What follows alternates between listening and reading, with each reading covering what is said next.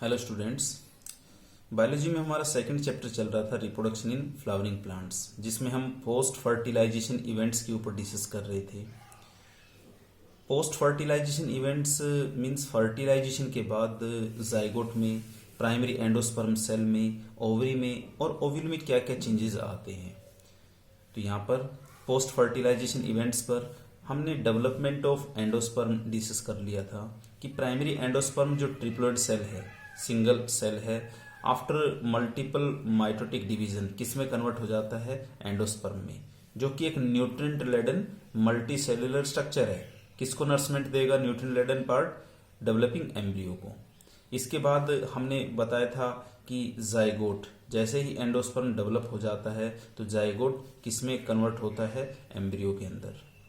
और endosperm embryo बनने के बाद जो ओव्यूल के डिफरेंट जो स्ट्रक्चरल पार्ट्स हैं वो किस में कन्वर्ट हो जाते हैं, सीड के अंदर, जिसमें हमने बताया था कि जो इंटेगमेंट्स होती हैं वो सीड कोट में मॉडिफाई हो जाती हैं। माइक्रोपाइल है, सीड माइक्रोपाइल की फॉर्म में रिप्रेजेंट किया जाता है। पेरिस्पर्म है, मेनली कंज्यूम न्यूसेलस है, मेनली कंज्यूम हो जाता है। बट अगर न्यूसेलस परसिस्ट करता है तो परसिस्टेंट जो न्यूसेलस होता है उसको हमने बोला था पेरिस्पर्म, परसिस्टेंट न्यूसेलस को।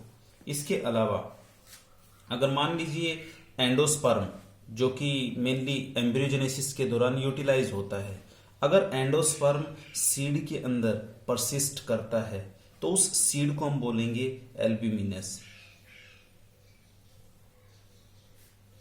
और एंडोस्पर्मिक सीड,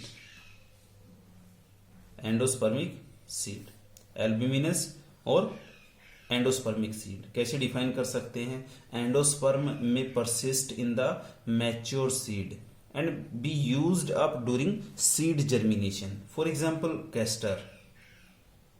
कैस्टर है, कोकोनट है, सनफ्लावर है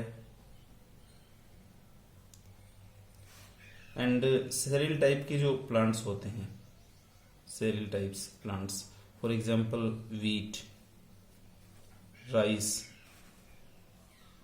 बार्ले, ये कुछ एक, इसके अलावा मेज भी आप बता सकते हैं।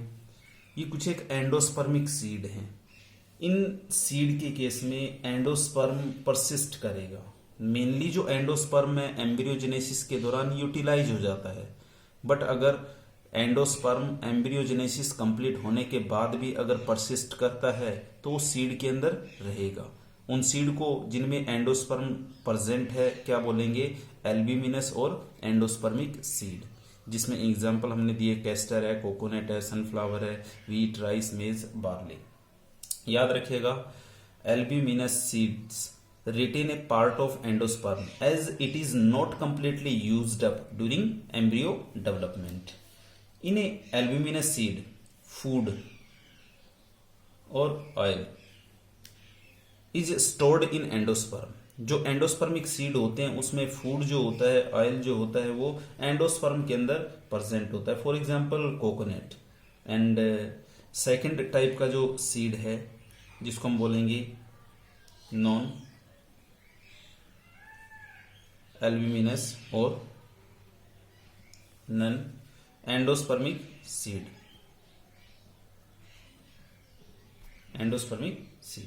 नॉन एल्ब्यूमिनस, एक्स एल्ब्यूमिनस भी कह सकते हैं, एंड नॉन एंडोस्पर्मिक सीड, जिसमें फूड और oil is stored in cotyledon. ऐसे सीड जिनके अंदर एंडोस्पर्म कंप्लीटली यूटिलाइज हो चुका है, ऐसे सीड जिनमें एंडोस्पर्म अब्सेंट होता है, तो यहां पर उन सीड को क्या बोलेंगे? नॉन एल्ब्यूमिनस, एक्स एल्ब्यूमिनस या नॉन एंडोस्पर्मिक सीड कहेंगे। फॉर एग्जांपल ग्राउंडनट है। मेनली जो डाइकोट्स होते हैं, मेनली जो डाइकोट कैटेगरी के जो प्लांट्स होते हैं उनमें एंडोस्पर्म एम्ब्रियोजेनेसिस के दौरान कंज्यूम हो चुका होता है। इट मीन्स उन सीड में एंडोस्पर्म अब्सेंट होगा, क्या कहेंगे उन सीड को? Non albuminous seed. बट जैसा कि हमने बताया था कि food and oil endospermic seed में किसमें स्टोर होता है? एंडोस्पर्म में। बट एक्स एल्ब्यूमिनस सीड में जो फूड ऑयल है वो किसमें स्टोर होगा? In their cotyledons. किसमें स्टोर होगा? उनके कोटलिडन्स के अंदर। तो ये maturation of ovule into seed है, बाकी हम डिस्कस कर चुके हैं। इसके अलावा जैसा कि नेक्स्ट जो पोस्ट फर्टिलाइजेशन इवेंट है, maturation of ovary into fruit. याद रखिएगा यहाँ पर जो सीड का और ओवरी का जो डेवलपमेंट है वो साइमल्टेनियसली चलता रहता है। देखिए नेक्स्ट पोस्ट फर्टिलाइजेशन इवेंट्स हम बता रहे हैं, maturation of ovary into fruit. Ovary का फ्रूट में जो कन्वर्जन है। Study of fruit is known as pomology. Fruits की जो स्टडी होती है उसको हम कहते हैं पोमोलॉजी। याद रखिएगा, an ovule mature into seeds and ovary develop into fruits. That is the transformation of ovules into seeds and ovary into fruits proceeds simultaneously. Ovary का फ्रूट में कन्वर्जन और जो ओव्यूल है उसका सीड में जो कन्वर्जन है वो साइमल्टेनियसली चलता रहता है।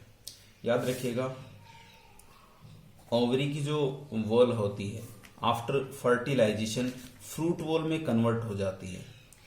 फ्रूट वॉल जिसको हम पेरिकार्प कहेंगे, पेरिकार्प। स्टूडेंट्स याद रखिएगा, अभी हमने एक नाम बताया था perisperm. Perisperm, there is a difference between perisperm and pericarp. Perisperm किसको कहा था? Persistent nucellus. अगर नुसेलस सीड के अंदर परसिस्ट कर रहा है, मेनली नुसेलस कंज्यूम हो जाता है, बट अगर नुसेलस सीड के अंदर प्रेजेंट है तो उस परसिस्टेंट नुसेलस को हम क्या बोलेंगे? पेरिस्पर्म कहेंगे। एंड पेरिकार्प किसको कहेंगे? ओवरी की जो वॉल होती है फर्टिलाइजेशन के बाद किस में कन्वर्ट हो जाती है? फ्रूट वॉल में। और फ्रूट वॉल को हम क्या कह सकते हैं? पेरिकार्प। याद रखिएगा, ये जो पेरिकार्प होती है, फ्लैसी फ्रूट्स जो होते हैं, फ्लैसी फ्रूट्स में पेरिकार्प डिफ्रेंशिएटेड होती है 3 लेयर के अंदर, जिनके बारे में आपने +1 क्लास में पढ़ा होगा। एपिकार्प, मीजोकार्प और एक आता है endocarp. Epicarp, mesocarp and endocarp, 3 different pericarp की लेयर है। फ्लैसी फ्रूट्स हैं तो पेरिकार्प डिफ्रेंशिएटेड मिलेगी, और अगर ड्राई फ्रूट्स हैं, ड्राई फ्रूट्स के अंदर पेरिकार्प अनडिफ्रेंशिएटेड होती है। उसमें एपिकार्प, मीजोकार्प और एंडोकार्प डिफ्रेंशिएटेड फॉर्म में नजर नहीं आएगी। नाउ याद रखिएगा, जो फ्रूट्स होते हैं उनको हम 2 कैटेगरी में डिवाइड कर सकते हैं डेवलपमेंट के बिहाव पर, कि फ्लावर का कौन सा पार्ट फ्रूट डेवलपमेंट में रोल प्ले कर रहा है उसके बिहाव पर। True fruits and second is false fruits. याद रखिएगा, फ्रूट्स का डेवलपमेंट अगर कार्पलरी पार्ट, और कार्पलरी पार्ट में कार्पल में भी ओवरी से अगर फ्रूट का डेवलपमेंट होता है, ओवरी से अगर फ्रूट डेवलप होता है तो उस फ्रूट को हम क्या बोलेंगे? ट्रू फ्रूट कहेंगे। क्या कहेंगे? True fruits. That is most fruits however develop only from the ovary. Mostly जो एंजियोस्पर्मिक प्लांट हैं उनमें जो फ्रूट्स होते हैं वो ओवरी से डेवलप होते हैं, कार्पल से डेवलप होते हैं, कार्पलरी पार्ट से डेवलप होते हैं। क्या कहेंगे? ट्रू फ्रूट्स कहेंगे। बट सेकंड है फॉल्स फ्रूट्स। फॉल्स फ्रूट्स का मतलब है मोस्टली जो स्पीसीज होती हैं उनमें ट्रू फ्रूट्स बनते हैं, बट कुछ एक जो स्पीसीज होती हैं उनमें याद रखिएगा fruits develop from non carpellary part along with carpellary part. Carpellary part के अलावा जो नॉन कार्पलरी पार्ट है उनसे भी फ्रूट डेवलप हो सकता है। For example, non carpellary part में थैलेमस हम बता सकते हैं। थैलेमस जिस पर फ्लोरल लीव्स अटैच्ड होती हैं, उस थैलेमस से अगर फ्रूट बनता है, ओवरी के अलावा थैलेमस से अगर फ्रूट बनता है, मेन पार्ट है फ्रूट का अगर थैलेमस से बनता है तो उस फ्रूट को हम क्या बोलेंगे? फॉल्स फ्रूट कहेंगे। For example, in case of Apple के केस में आप बता सकते हैं, स्ट्रॉबेरी के केस में आप बता सकते हैं, केसव नट के केस में बता सकते हैं। एप्पल है, स्ट्रॉबेरी है, केसव नट है, उनमें याद रखिएगा मेन जो फ्रूट है वो किससे बनता है, थैलेमस से बनता है इन प्लेस ऑफ ओवरी।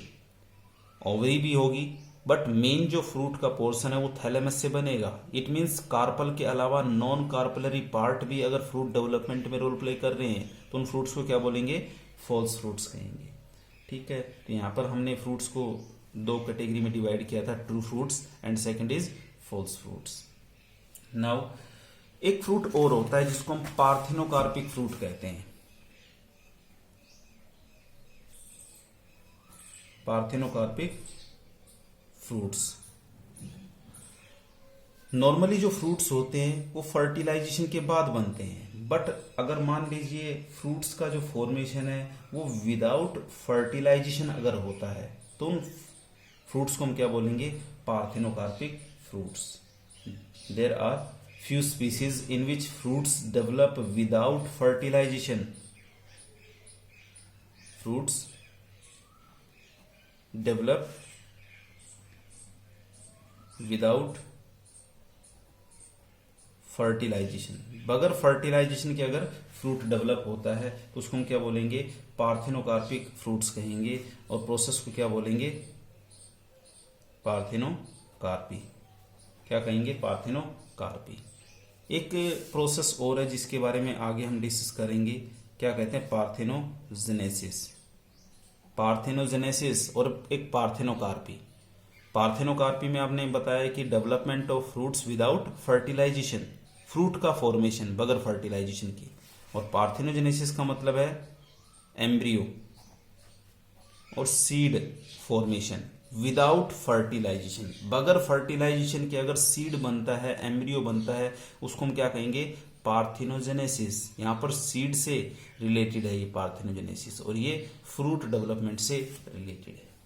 याद रखिएगा पार्थेनोकार्पी जो होती है, प्लांट जो ब्रीडर्स होते हैं, अगर सीडलेस फ्रूट डेवलप करना होता है, क्योंकि बगैर फर्टिलाइजेशन के फ्रूट बन रहा है, फर्टिलाइजेशन नहीं हुआ है, इट मीन्स यहाँ पर सीड का फॉर्मेशन नहीं होगा, और उन फ्रूट्स को हम क्या कह सकते हैं, सीडलेस फ्रूट्स।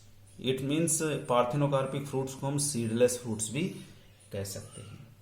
तो यहाँ पर जो पार्थेनोकार्पी होती है उसको इंड्यूस करने के लिए कुछ एक ग्रोथ हॉर्मोन्स स्प्रे किए जाते हैं, अप्लाई किए जाते हैं। For example auxin and gibberellin. Auxin and gibberellin दो इंपॉर्टेंट प्लांट हॉर्मोन्स हैं जिनको पार्थेनोकार्पिक फ्रूट डेवलपमेंट के लिए अप्लाई किया जाता है। याद रखिएगा ओवरी को फ्रूट में कन्वर्ट होने के लिए जो स्टिमुलस चाहिए वो स्टिमुलस कौन देते हैं, हॉर्मोन्स देते हैं नेचुरली। बट अगर हम फर्टिलाइजेशन को अवॉइड करते हैं तो वहाँ पर ये जो स्टिमुलस है वो ऑक्सिन जिबरलिन आर्टिफिशियली अप्लाई करना होता है। तो ये है पार्थेनोकार्पिक प्रोसेस, पार्थेनोकार्पिक फ्रूट्स।